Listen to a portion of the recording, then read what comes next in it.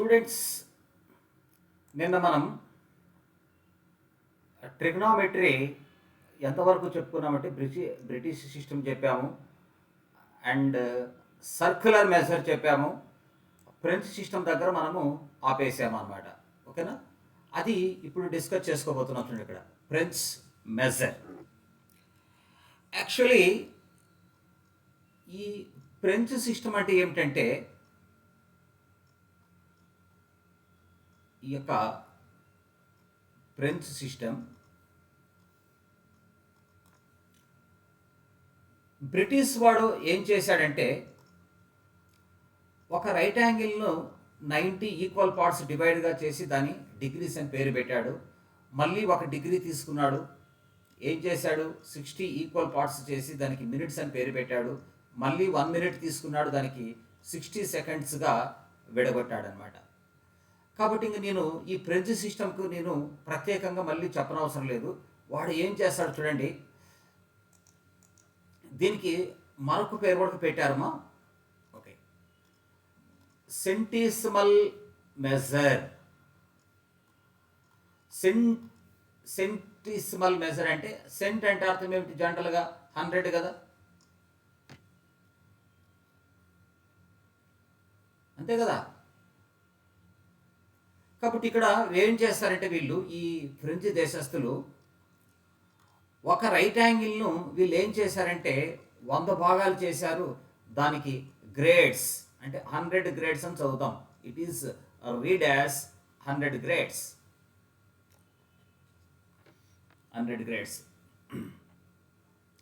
మళ్ళీ ఏం చేశారు చూడు, ఇక్కడ వీడు డిగ్రీస్గా విడగొట్టాడు, వీడు గ్రేడ్స్గా విడగొట్టాడు. తర్వాత వీడు ఏం చేసుకున్నాడు, మళ్ళీ ఒక డిగ్రీ తీసుకున్నాడు బ్రిటిష్ వాడు. వీడేం చేశాడు, మళ్ళీ ఒక గ్రేడ్ తీసుకున్నాడు. ఈ గ్రేడ్స్ని మళ్ళీ ఏం చేశారంటే 100 మినిట్ గ్రేడ్స్, 100 మినిట్స్, 100 మినిట్స్ గ్రేడ్స్గా, 100 మినిట్స్ గ్రేడ్స్గా విడగొట్టాడు. ఓకేనా? 100 మినిట్స్ గ్రేడ్స్గా విడగొట్టాడు.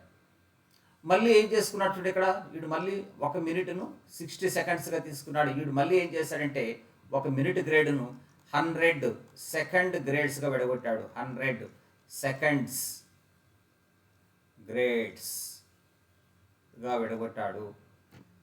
చూసారా? ఇది బ్రిటిష్ సిస్టమ్కి ఫ్రెంచ్ సిస్టమ్స్కి మధ్య ఉన్న తేడా.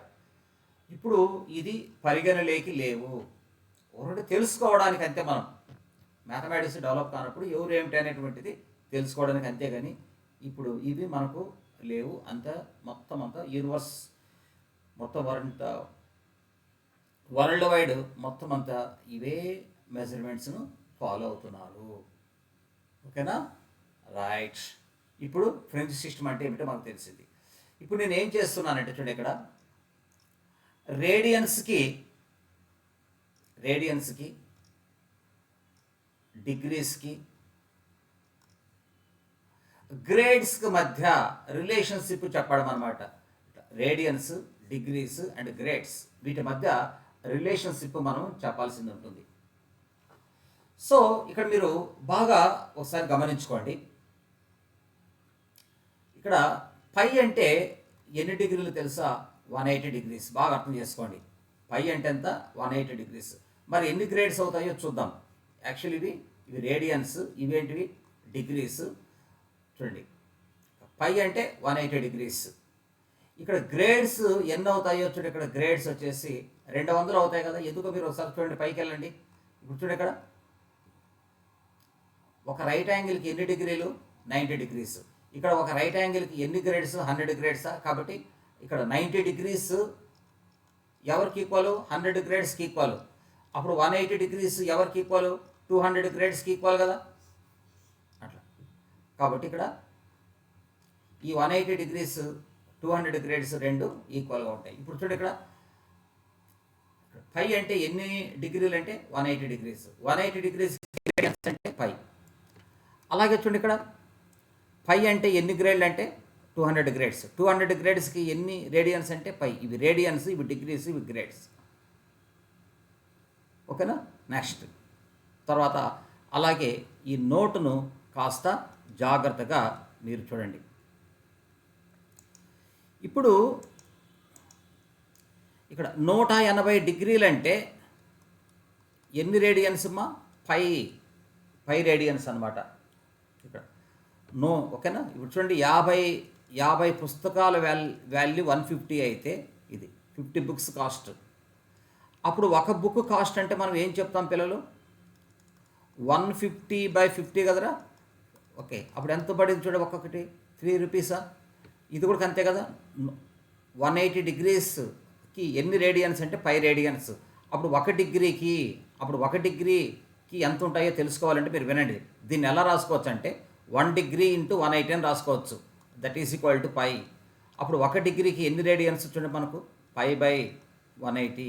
పై అంటే ఎంత అవుతుందో చూడు మనకు, 3.1416 /180 వేయండి. మీకు ఒక డిగ్రీకి అప్పుడు రేడియన్స్ తెలిసిపోతాయి. 0.01745 రేడియన్స్ అనమాట ఒక డిగ్రీకి ఎన్ని రేడియన్స్ ఉంటాయంటే ఇన్ని రేడియన్స్ వస్తాయి. 0.01745 రేడియన్స్ వస్తాయి.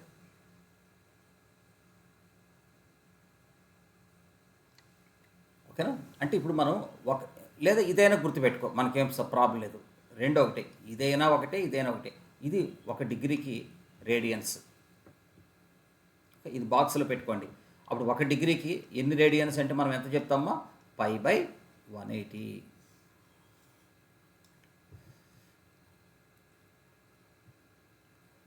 ఎందుకంటే మనకు ఇప్పుడు ఒక డిగ్రీకి రేడియన్స్ తెలిస్తే అప్పుడు 30 డిగ్రీలకి రేడియన్స్ ఎంత అంటే చూడండి, ఒక బుక్కి రేట్ తెలిసిపోయింది. అప్పుడు 30 డిగ్రీలకి ఎంత అవుతుందంటే అప్పుడు 30 × π/180 కదా.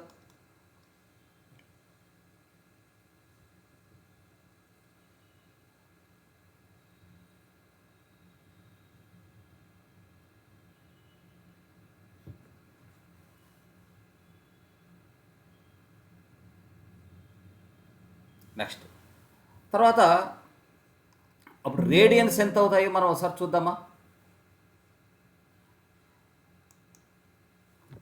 ఒక్క నిమిషం వెయిట్ చేయండి. అప్పుడు రేడియన్స్ ఒక డిగ్రీకి ఎన్ని రేడియన్స్ చూద్దామా? ఇది చాలా ఇంపార్టెంట్. ఇది మీరు దీని మీద ఫోకస్ పెట్టాలి మీరు. ఓకేనా? చూడండి, ఇక్కడ పై అంటే ఎన్ని డిగ్రీలు? 180 డిగ్రీసా? అప్పుడు ఇంటూ పక్కన 1 అని రాసుకోవచ్చు కదా. అప్పుడు ఒక radian is equal to, radian అంటే గుర్తుపెట్టుకుంటారు నంబరు. అప్పుడు 180 డిగ్రీస్ డివైడెడ్ బై పై అంటే 22/7 అట్లా. సో ఒకసారి దీన్ని చూడు, ఇక్కడ మనకు 2తో 211 పక్కన 90 డిగ్రీసా? అప్పుడు ఎంత అవుతుంది చూడండి, 630 డిగ్రీస్ డివైడెడ్ బై 11 కదా. 57 డిగ్రీస్ 17 minutes 45 seconds వస్తుంది దాని వాల్యూ. ఇది ఒక రేడియన్ వాల్యూ. ఒక వస్తువు ఒక రేడియన్ అది టర్న్ అయిందనుకోండి, ఒక వస్తువు ఒక రేడియన్ టర్న్. ఇక్కడ పైన సి ఎందుకు పెడతాడంటే రేడియన్స్ ఎక్కడి నుంచి వస్తాయి? సర్కిల్లో నుంచి వస్తాయి కాబట్టి అది సర్క్యులర్ మెజర్ కదా, అందుకే పైన సి పెడతారు. కొందరు ఏమీ పెట్టరు. ఇక్కడ ఏమీ పెట్టకపోయినా అది రేడియన్ అవుతుంది, పైన సి పెట్టినా అది రేడియన్ అవుతుంది. బాగా గుర్తుపెట్టుకోండి. 57 డిగ్రీస్ 17 minutes 45 seconds అనమాట దాని వాల్యూ. కాబట్టి ఇప్పుడు ఒక డిగ్రీకి ఎన్ని రేడియన్స్ మనం తెలుసుకోగలిగినాము. ఒక రేడియన్కి ఎన్ని డిగ్రీలో వస్తాయో అది కూడా బట్టి కాదు, క్లియర్గా డీటెయిల్డ్గా చెప్పినాను మీకు. తెలుసుకోవాలి మీరు, ఎందుకంటే ఇదే ఫండమెంటల్స్. ఓకేనా? ఇప్పుడు మీకు ఏం చేస్తానంటే కొన్ని సింపుల్ ప్రాబ్లమ్స్ చెప్పుకుంటూ వస్తారా నేను మీకు. సింపుల్ ప్రాబ్లమ్స్ చెప్పుకుంటూ వస్తాయి. ఏమిటంటే చూడండి, కొన్ని ప్రాబ్లమ్స్, కొన్ని ఎగ్జాంపుల్స్ మనము డిస్కస్ చేసుకుంటూ వస్తాం. చూడండి ఇక్కడ ఏంటంటే, convert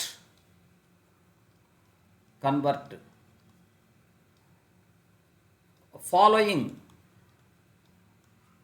radians in degrees. Convert following radians in degrees. Okay, ఇప్పుడు చూడండి మనకు π/3 ఇవి రేడియన్స్, అలాగే 2π/3, అలాగే 3π/4, 5/6 ఇవి రేడియన్స్. మనం ఏం చేస్తాం, వీటిని డిగ్రీలోకి మార్చాలా. చూడండి ఇక్కడ మనకు π/3. పై అంటే ఎన్ని డిగ్రీలను చెప్పుకున్నాం మనం, 180 degrees. కింద /3 క్యాన్సిల్ చేస్తే నీకు ఎంత వస్తుంది చూడండి, ఇక్కడ 60 degrees కదా. అట్లా రెండోది ఎంత ఉందో చూడండి మనకు 2π/3. 2π/3 చూడండి ఇక్కడ 2/3 ఇంటూ పై అంటే ఎంత మనకు 180 degrees. చూడండి క్యాన్సిల్ చేస్తే 60 degrees. 60 degrees ఇంటూ 2 ఎంత అవుతుందో చూడండి మనకు 120 degrees. తర్వాత నెంబర్ 3 3π/4. సో 3/4 ఇంటూ పై అంటే ఎంత అవుతుంది మనకు 180 degrees. కొట్టేస్తే 45 degrees. అప్పుడు ఏమెంత అవుతుందో చూడు మనకు 135 degrees కదా.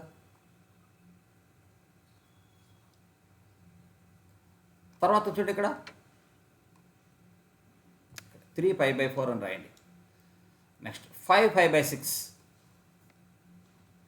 5π/6 చూడు ఇక్కడ మనకు 5/6 ఇంటూ పై అంటే ఎన్ని డిగ్రీలమ్మా 180 degrees. 6తో 30 times క్యాన్సిల్ అవుతుందా. అప్పుడు 30 degrees ఇంటూ 5 ఎంత అవుతుందంటే మనకు 150 degrees కదమ్మా. చూసారా, నేను రేడియన్స్ను డిగ్రీలోకి కన్వర్షన్ చేసేసాను. ఇప్పుడు నా అగైన్ నేను ఏం చేస్తానంటే convert following degrees in grades. Sorry, in grades వద్దులే, అవసరం లేని మెజర్మెంట్. అది గ్రేడ్స్ అనేది మనకు అవసరం లేని మెజర్మెంట్. ఇన్ రేడియన్స్ అని పెట్టుకుందాం. Following degrees in radians. డిగ్రీస్ను రేడియన్స్లోకి మారుతాం. ఇక్కడ చూడండి మళ్ళీ మనకు okay 75 degrees, 15 degrees, 150 degrees, 140 degrees ఇలా అనుకుందాం, ఏం తప్పులేదు. ఓకే, ఈ డిగ్రీస్ని మనము రేడియన్స్లోకి మార్చాలా. ఎస్, ఇప్పుడు మీరు ఆలోచించుకోండి, 1 డిగ్రీకి ఎన్ని రేడియన్స్ అని చెప్పినాను నేను, π/180 కదా మీకు చెప్పింది. చూడండి అక్కడ బాక్స్లో రాసినాను 1 డిగ్రీకి ఎన్ని రేడియన్స్, π/180. అంటే ఒక పుస్తకం వెల తెలిసిపోయింది. అప్పుడు నాకు 75 పుస్తకాల వాల్యూ కావాలా. కాబట్టి అప్పుడు 75 డిగ్రీలను మనం ఎలా రాసుకుంటాము చూడండి, ఇక్కడ మనము 1 degree ఇంటూ 75 అని రాస్తాము. అప్పుడు 75 ఇంటూ అప్పుడు 1 డిగ్రీకి రేడియన్స్ ఎన్ని అంటే π/180. ఓకేనా. 15 5 ఇక్కడ 15 1 15, 15తో కుదిరేటట్లేదు కదా, 30 15 2 ఓకే 5/12 కదా. అట్లా 5/12 ఇది అనమాట.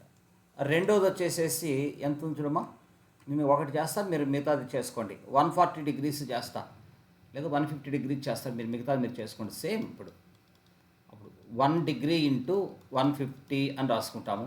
1 డిగ్రీకి రేడియన్స్ ఎంత అంటే π/180 ఇంటూ 150. సో 0 0 3 5 3 6.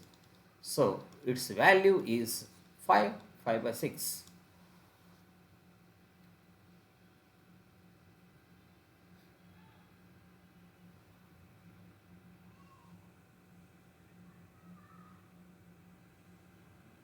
Five 5/6.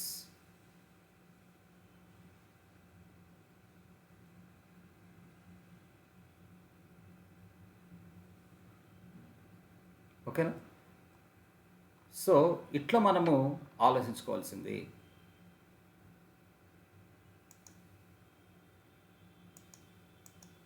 కాబట్టి డిగ్రీస్ను రేడియన్స్లోకి మార్చినాను, రేడియన్స్ను డిగ్రీస్లోకి మార్చినాను అనమాట. నెక్స్ట్ కొన్ని థియరిటికల్ ప్రాబ్లమ్స్ మీరు గమనించుకోండి. సో ఇక్కడ మీరు గమనించినారా, ఇప్పుడు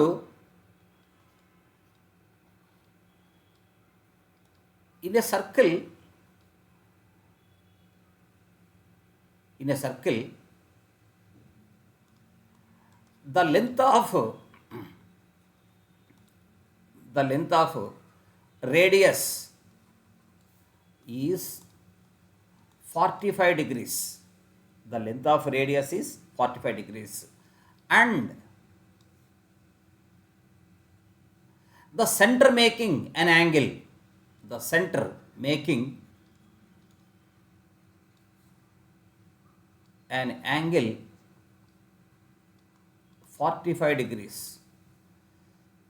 the center making an angle 45 degrees, then the length of the radius, then the length of the radius, then the length of radius. ఒకసారి క్వశ్చన్ చదవండి. ఒక సర్కిల్ ఉందంట, ఎస్, ఎవరు కాదనము, ఒక సర్కిల్ ఉంది, ఓకే. దాని రేడియస్ ఎంత? 21 సెంటీమీటర్స్, ఓకే. అప్పుడు ఇది కూడా రేడియసే కదా. అప్పుడు సెంటర్ దగ్గర ఎన్ని డిగ్రీలు యాంగిల్ చేస్తూ ఉంది? 45 డిగ్రీస్ యాంగిల్ చేస్తూ ఉంది. అప్పుడు వాడు అడుగుతాడు, ఇది ఈ లెంత్ కదా, ఆర్క్ లెంత్ కదా కనుక్కోవాల్సింది, ఇది ఆర్క్ కదా, ఈ లెంత్ కనుక్కోవాలన్నమాట.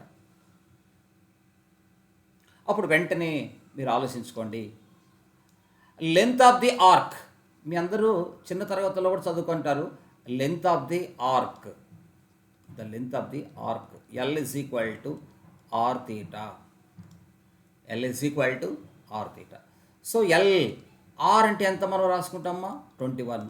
థీటా అంటే ఎంత రాసుకుంటాం మనము? 45 డిగ్రీస్. మీరు ఏం చేస్తారు? ఈ రెండు మల్టిప్లై చేస్తారు. మల్టిప్లై చేస్తే అది రాంగ్ ఆన్సర్ వస్తుంది. ఇక్కడ లెంత్ అడుగుతున్నాడు. లెంత్ అంటే అవి సెంటీమీటర్స్లలో వస్తాయి. ఇక్కడ ఈ రెండు మల్టిప్లై చేస్తే నీకు డిగ్రీస్ వస్తాయి. నీకు డిగ్రీసా కావాల్సింది సెంటీమీటర్సా? అది కూడా ఆలోచించుకోండి. అప్పుడు L is equal to 21 into ఈ 45 డిగ్రీస్ని మనం ఏం రాసుకుంటామంటే π/4. 45 డిగ్రీస్కి రేడియన్స్ ఎన్ని అంటే π/4. కావాల్సింది మీకు తెలియకుండా పోతే తెలుసు కదా. 45 డిగ్రీస్ను 1 డిగ్రీ ఇక్కడ ఎలా రాసుకుంటాం మనం చెప్పండి. ఇక్కడ 45 డిగ్రీస్కి మనకు రేడియన్స్ కావాలంటే ఏం చేస్తాం మనం చెప్పండి. 45 ఇంటూ 1 డిగ్రీ కదా. అప్పుడు 45 ఇంటూ 1 డిగ్రీకి రేడియన్స్ ఎన్ని? π/180 కదా, కొట్టేస్తే 4 కదా. అట్లా ఇక్కడ ఉన్న ఈ డిగ్రీస్ని మనకు రేడియన్స్ లేక మార్చుకోవాలా. ఎందుకు? ఇప్పుడు మనం ఎక్కడ మాట్లాడుతున్నాం? మనం సర్క్యులర్ మెజర్మెంట్ కదా మనం మాట్లాడుతాం. ఇది సర్కిల్కి సంబంధించిన ప్రాబ్లం కదా ఇది మనకి ఇచ్చినటువంటిది.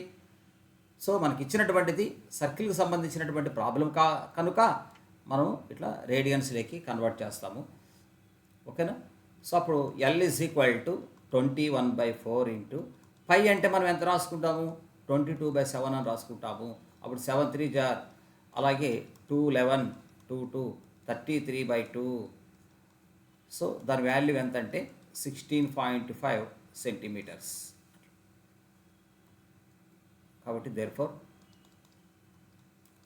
The length of the arc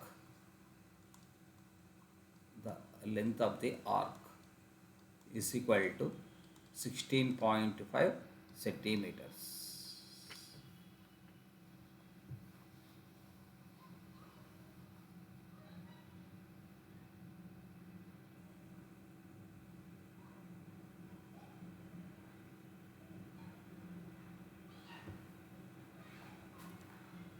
చూసారా?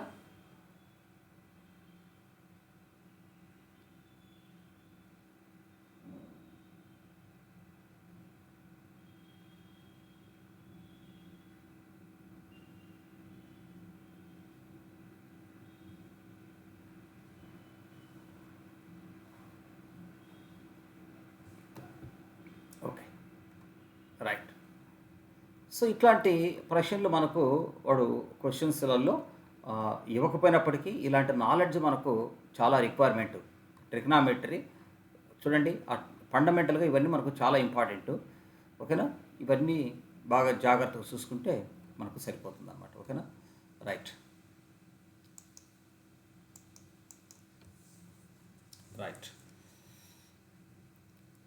ఇక్కడితో మనకు ట్రిగ్నామెట్రీ అంటే కొద్దిగా మనకు ఫండమెంటల్గా ఒక అవగాహన తెప్పించినామంటే, ఎందుకంటే ఇవన్నీ తెలియాలి మీకు. రేడియన్స్ అంటే ఏమిటి, డిగ్రీస్ అంటే ఏమిటి. ఇప్పుడు మీకు ఏమైతే పునాది కావాలో డిగ్రీస్ మీద, గ్రేడ్స్ మీద, సర్క్యులర్ మెజర్స్ మీద, కన్వర్షన్స్, ఇవన్నీ మనము పూర్తి చేసుకున్నాం రా బాబు.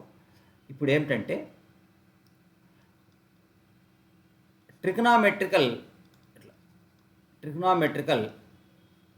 లేదా ట్రిగ్నామెట్రిక్ రేషియోస్ అని పేరు చెప్దాం. Trigonometric ratios. రేషియో అంటే అర్థమేమి? A/B కదా, డివిజన్ కదా, లేదా A/B, రెండో ఒకటే, విడగొట్టడం అంతే. Trigonometric ratios. ఓకే, మరి ఈ ట్రిగ్నామెట్రిక్ రేషియోస్ ఉంది కదా, ఇక్కడ మనము ఏం చేస్తామంటే ఇక్కడ సర్క్యులర్ ఫంక్షన్స్ అని కూడా చెప్పుకుంటాం ఈ చాప్టర్ను. సర్క్యులర్ ఫంక్షన్స్ అంటే ఏమిటంటే చూడండి, ఇప్పుడు మనము మన దగ్గర ఉన్నటువంటి సర్కిల్ను ఏం చేస్తున్నాం? ఇది ఒక సర్కిలా, రైట్? అది ఎన్ని భాగాలు విడగొట్టచ్చు చూడండి. ఇది ఫస్ట్ క్వాడ్రంటు, సెకండ్ క్వాడ్రంటు, థర్డ్ క్వాడ్రంటు, ఫోర్త్ క్వాడ్రంటా? ఓకేనా?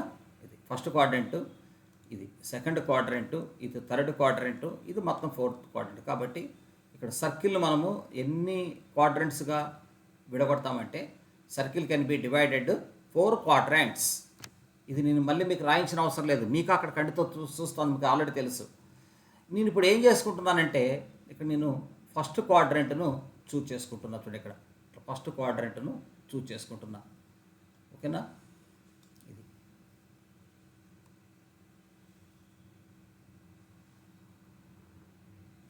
ఓకేనా? కాబట్టి ఇది ఎక్స్ యాక్సిస్, ఇది వై యాక్సిస్ కదా. తర్వాత ఇది ఏమైపోతుందంటే హైపోటెన్నిస్గా మనము పిలవడం జరుగుతుంది. ఎందుకంటే ఇది లార్జెస్ట్ సైడ్ కదా, అప్పుడు ఇక్కడ థీటా ఉంటుంది. ఇది ఒక రైట్ యాంగిల్ ట్రయాంగిల్, ఇక్కడ 90 degrees యాంగిల్ ఉంటుంది. సో ఇప్పుడు మీరే గమనించుకోండి. సో ఇక్కడ మనకు థీటాకు ఎదురుగా ఉంది కాబట్టి దీన్ని ఏమని పిలుస్తామో తెలిసిన? Opposite side to theta. Opposite side to theta అని మనం చెప్తాము.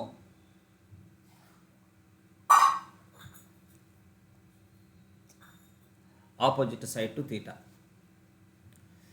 సో ఇది థీటాకు పక్కన ఉంది కాబట్టి దీన్ని ఏమంటాం చూడండి, దీన్ని అడ్జసెంట్ సైడ్ టు థీటా అంటాం. Adjacent side to theta.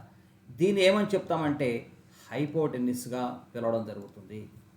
Yes, opposite side to theta, adjacent side to theta, this is hypotenuse to అని చెప్తామన్నమాట. హైపోటెన్నిస్గా చెప్పడం జరుగుతుంది.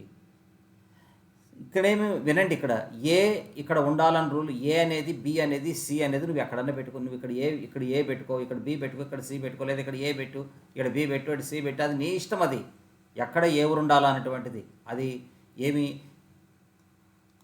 ఏ ఇక్కడే ఉండాలనా, బి ఇక్కడే ఉండాలని, సి ఇక్కడే ఉండాలని మనకు రూల్స్ లేవు. ఇవి ఎక్కడైనా ఉండొచ్చు, బట్ ఇవి మాత్రం జాగ్రత్త.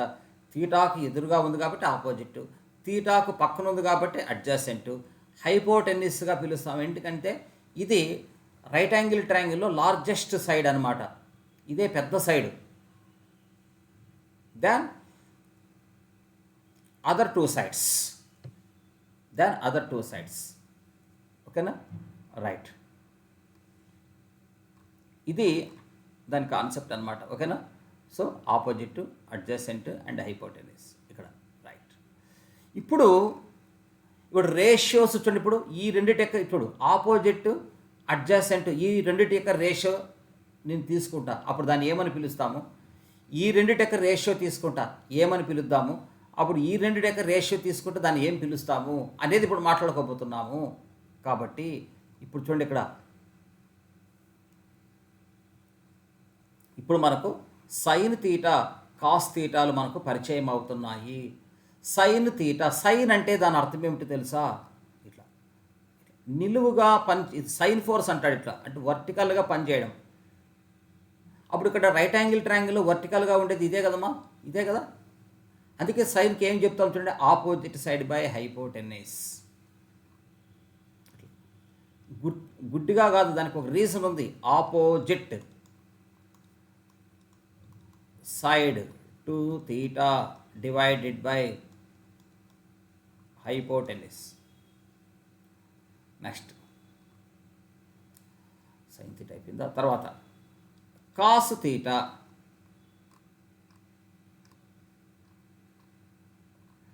కాస్ థీటా అంటే దాని అర్థం ఏం తెలుసా? కాస్ అంటే అర్థం ఏం తెలుసునా, హారిజెంటల్గా పనిచేయడం. ఇది కాస్ ఫోర్స్ చాలా వెయిట్లెస్ అనమాట. ఇప్పుడు మనము ఒక ఇట్లా బకెట్తో మనము వాటర్ తీసుకొని, ఓకేనా, దాన్ని ఇలా నువ్వు ఆస్కులేషన్స్ చేయించవచ్చు. ఇట్లా ఆస్కులేషన్స్ వెనక్కి ముందుకి.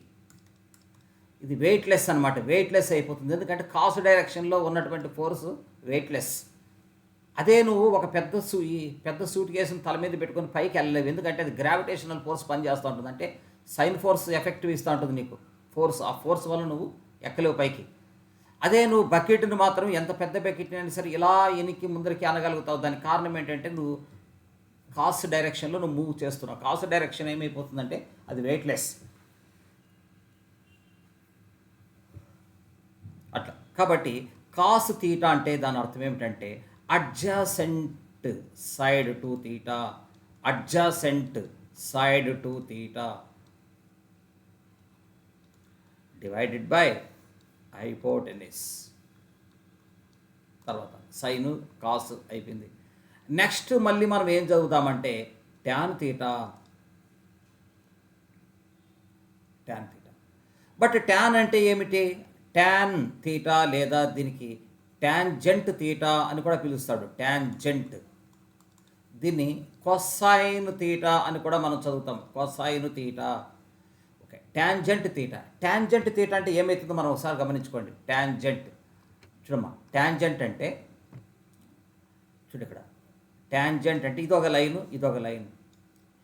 ట్యాంజెంట్ అంటే ఏవైనా రెండు లైన్లు ఒకే ఒక పాయింట్ దగ్గర ఇంటర్సెక్ట్ అవుతూ ఉంటే వాటిని మనము ట్యాంజెంట్స్ అంటాము. ఇది ఒక లైను, ఇది ఒక లైను, ఈ రెండు ఇక్కడ ఇంటర్సెక్షన్ చేసుకుంటున్నాయా, దట్ ఈస్ ట్యాంజెంట్. అందుకే ట్యాన్కి మనము ఆపోజిట్ సైడ్ బై అడ్జాసెంట్ అంటాము. సార్ ఇక్కడ కూడా టచ్ చేసుకుంటున్నాయి కదా సార్, ఇక్కడ టచ్ చేసుకుంటున్నాయి కదా, అప్పుడు ఇవి కూడా ట్యాంజెంట్. ఇది జస్ట్ ఏంటంటే కనెక్టర్ అంతే. ఇది ఇక్కడ ఇది మెయిన్, ఇవి tangent lines.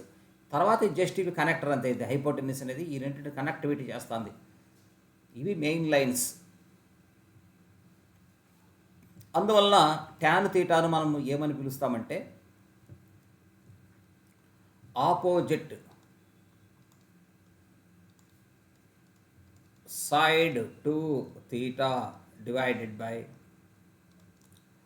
Adjacent side to theta. Opposite side to theta divided by adjacent side to theta. ఇవి సైను, కాసు, ట్యాన్. సో పిల్లలు ఇప్పుడు చూడండి, ఇక్కడ ప్రతిదానికి రెసిప్రోకల్ ఉంటుంది. ఇప్పుడు అంటే చూడు, ఇప్పుడు 2 ఉంది, ఏమి దానికి రెసిప్రోకల్ లేదా?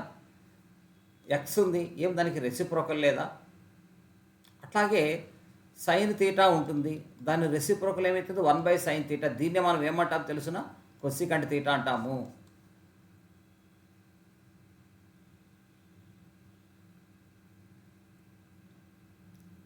అప్పుడు కొసికంట్ థీటా అంటే ఎవరంటే సైన్ యొక్క రెసిప్రోకల్స్ అన్నమాట. ఇవి ట్రిగ్నామెట్రికల్ ఫంక్షన్స్. తర్వాత ఇప్పుడు చెప్పబోయేది చూడు, ఇక్కడ మనకి ఇక్కడ కొసికంట్ థీటా. ఇది 1/sin థీటా. సైన్ థీటాను రివర్స్లో రాయడము. సీకంట్ థీటా, ఇది ఎవరు? Reciprocal of cos theta. అలాగే కాట్ థీటా. కాట్ థీటా అంటే ఎవరు తెలుసునా? It is reciprocal of tan theta. So ఈ మూడింటిని మనం ఏమని చెప్తామంటే రెసిప్రోకల్ ట్రిగ్నామెట్రికల్ ఫంక్షన్స్గా చెప్పడం జరుగుతుంది.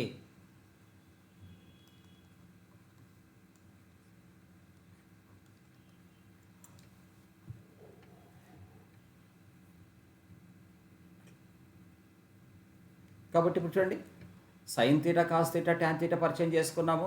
కొసికంట్ theta, secant theta, cos theta కూడా మనకు పరిచయం చేసుకున్నాం అన్నమాట. ఓకేనా, రైట్.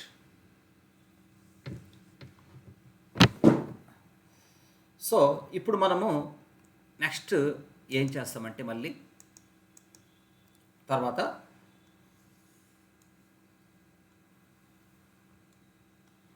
ఇప్పుడు చూడు ఇక్కడ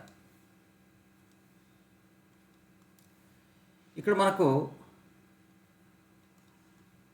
ఆల్ సిల్వర్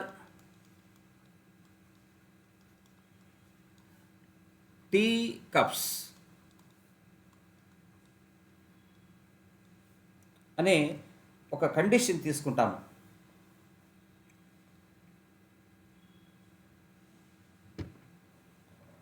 ఓకేనా, ఇక్కడ ఆల్ అంటే మీనింగ్ ఏమిటో తెలిసిన, మన దగ్గర ఎన్ని ఫంక్షన్స్ ఉన్నాయి, ట్రిగ్నామెటికల్ ఫంక్షన్స్ 6 ఉన్నాయా.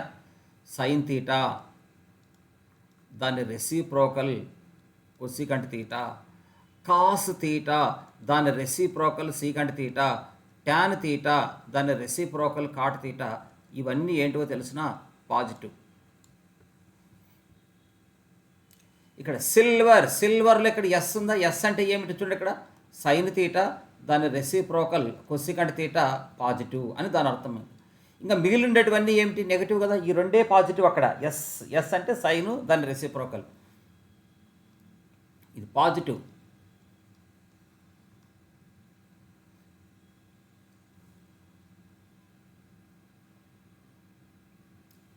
ఇక్కడ టీ ఉంది కదమ్మా, టీ అంటే అర్థం ఏమిటో చూడండి, ఇక్కడ tan theta and cot theta ఈ రెండు మాత్రమే ఏమైతాయి ఇక్కడ నీకు పాజిటివ్ అయితే, మిగతావన్నీ నెగిటివ్ అయిపోతాయి. ఇక్కడ సి అంటే ఏమిటి అంటే కాస్ తీటా దాని యొక్క రెసిప్రోకల్ ఎవరో తెలుసిన సీకంట్ తీటా పాజిటివ్లు అవుతాయి. ఇంకా మిగిలిన ఫంక్షన్స్ అన్నీ నెగిటివ్ ఫంక్షన్స్ అవుతాయి. ఈ రెండే పాజిటివ్లు, మిగతావన్నీ నెగిటివ్లు. ఇట్లా మనము ఆల్ సిల్వర్ టీ కప్స్ అనే ఈ ఫార్ములా నుంచి ఇక్కడ ఫస్ట్ క్వాడ్రంట్లో అన్ని పాజిటివ్, సెకండ్ క్వాడ్రంట్లో సైన్ తీటా కొసికంట్ తీటా మాత్రమే పాజిటివ్, మిగిలినవన్నీ నెగిటివ్లు. అలాగే థర్డ్ క్వాడ్రంట్లో ట్యాన్ తీటా కాట్ తీటా మాత్రమే పాజిటివ్, మిగతావన్నీ నెగిటివ్లు. మిగతాటువంటి ఏంటివి, sine theta cosecant theta secant theta cos theta ఇవన్నీ ఇక్కడ థర్డ్ క్వాడ్రంట్లో ఏమైతే చూడండి ఇవన్నీ నెగటివ్లో అర్థం. అంతే, ఈ రెండు పాజిటివ్లు అయితే మిగతావన్నీ నెగిటివ్లే కదా దాని అర్థము. ఇక్కడ ఫోర్త్ క్వాడ్రంట్లో చూడు ఈ రెండే పాజిటివ్, ఇంకా మిగతా 4 ఉంటాయి కదా, సైను కొసికంటు ట్యాను కాటు అవన్నీ నెగిటివ్లు. ఇట్లా ఆల్ సిల్వర్ టీ కప్స్ నుంచి ఏ క్వాడ్రంట్స్లో ఎవరు పాజిటివ్ ఏ క్వాడ్రంట్లో ఎవరు నెగిటివో అన్న విషయం కూడా చాలా కీలకమైనది. ఓకేనమ్మా, ఈరోజు కూడా కొద్దిసేపే చెప్తాను. ఇంకా రేపటి నుంచి సండేలు మండేలు ఏమి ఉండవు మనకు, వీడియో క్లాసులు చెప్పడం కదా. రేపటి నుంచి మనము 1 అవర్కు తగ్గకుండా మ్యాక్సిమం మనం చెప్పుకుంటూ వస్తామన్నమాట. ఓకేనా, సరే. ఇవి ఎందుకు ఇవి పాజిటివ్లు, ఇక్కడ ఈ సెకండ్ క్వాడ్రంట్లో ఇవి ఎందుకు ఈ రెండే పాజిటివ్ మిగతావన్నీ నెగిటివ్లు. థర్డ్ క్వాడ్రంట్లో ఈ రెండే పాజిటివ్ మిగతావన్నీ నెగిటివ్లు. ఫోర్త్ క్వాడ్రంట్లో ఈ రెండు మాత్రమే పాజిటివ్లు మిగతావన్నీ నెగిటివ్లు. ఎందుకో రీజను రేపు క్లాసులో డిస్కస్ చేస్తాను, రేపటి క్లాసులో డిస్కస్ చేస్తానమ్మా. సబ్స్క్రైబ్ చేయండి ప్లీజ్, లైక్ చేయండి. వెంటనే క్లాస్ ఓపెన్ అవుతానా అట్లా సబ్స్క్రైబ్ చేయకపోతే సబ్స్క్రైబ్ చేసుకో, ఒక లైక్ కొట్టు. అవునా, ఎంత టైం పడుతుంది చెప్పండి, ఒక సెకండ్ కోసం ఉండదా. ఓకేనమ్మా, సరే.